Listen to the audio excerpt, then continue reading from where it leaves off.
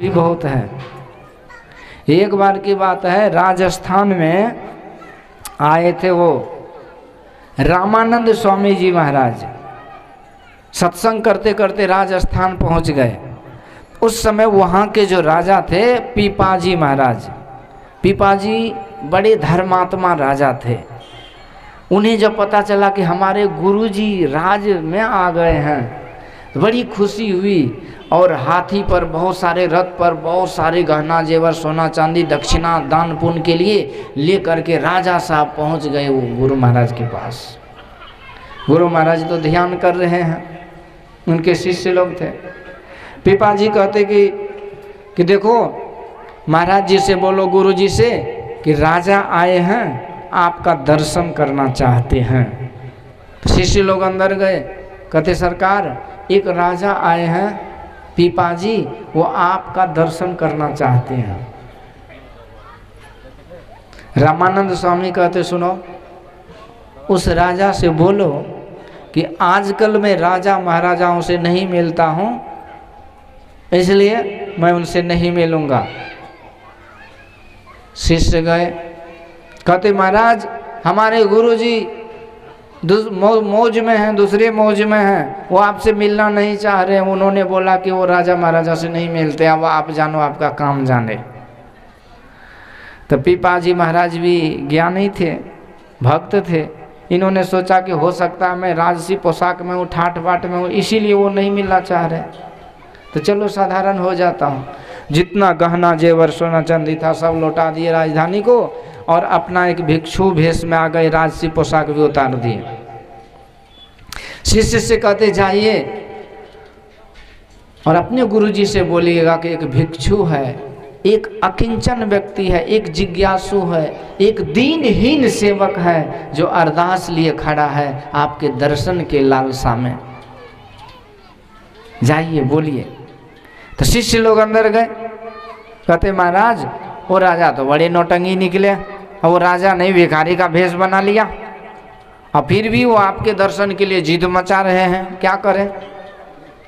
तो रामानंद स्वामी कहते हैं कि उससे बोल देना कि किसी भी शर्त पर मैं उसे दर्शन नहीं दूंगा, और इस पर भी वो नहीं माने तो बोलना बगल में कुआं है, डूब करके मर जाए।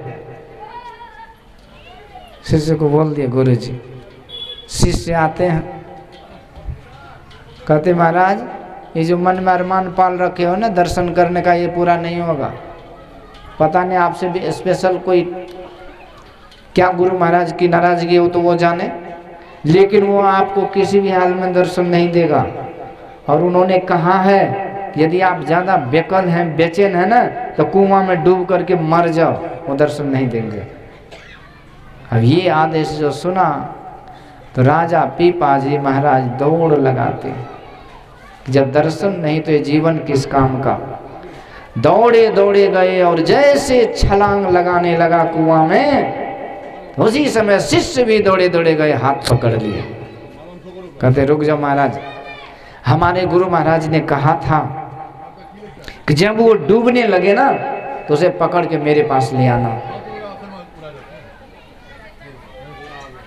तो पकड़ के मेरे पास ले आना।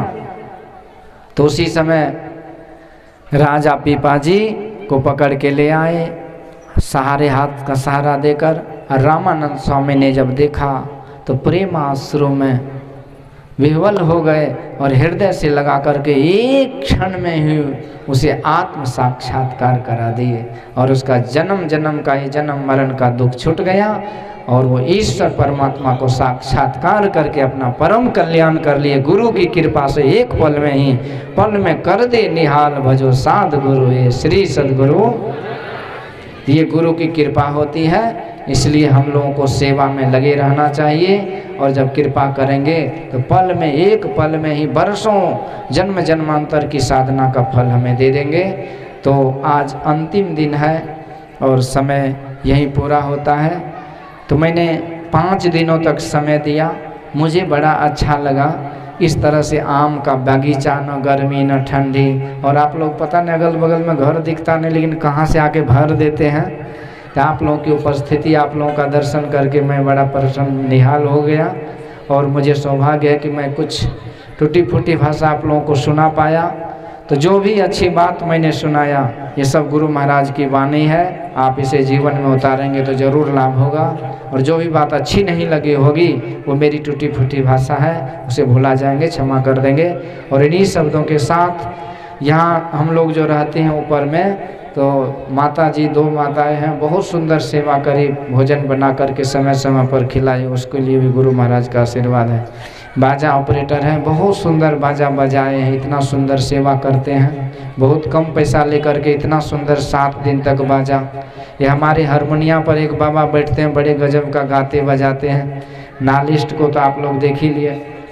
और हमारे संचालक जो बहुत पुराने सत्संगी हैं, अनिल बाबू नाम है ना, सुधीर बाबू हैं, बड़े धैर्यवान हैं और बड़े साधनशील हैं, बहुत सेवा करते हैं। तो इन्हीं शब्दों के साथ पूज्य बाबा सब हैं। तो मैं तो पहली बार यहाँ आया पर मुझे बहुत अच्छा लगा।